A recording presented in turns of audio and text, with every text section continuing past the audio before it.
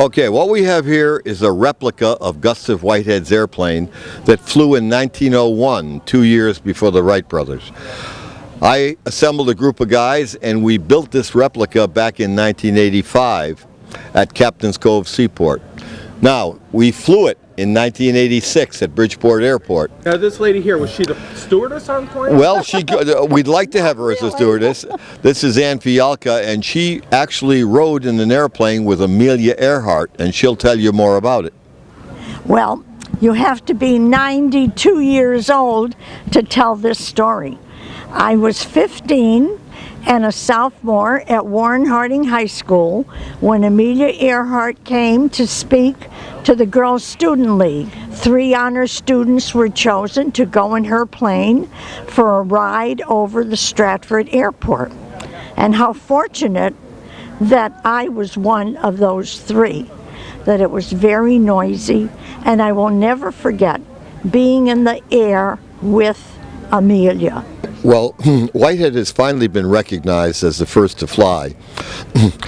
An Australian gentleman who lives in Germany came up and found a photograph of Whitehead in flight, and that's kind of what we needed to get it over the edge.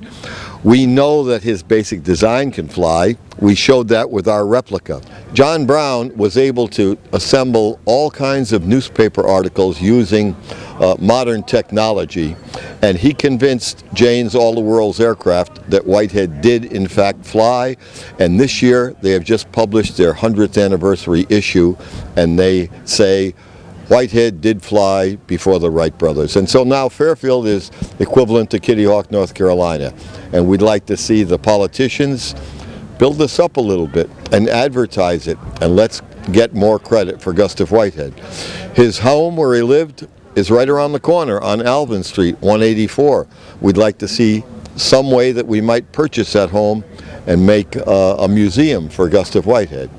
The controversy arises because the Wright brothers have a contract with the Smithsonian Institute, and it says that the Smithsonian can never say anyone flew before the Wright brothers, or they have to give up the Wright brothers airplane to the family. It was actually Orville's last will and testament where the Smithsonian had to agree never to say anyone flew before the Wright brothers.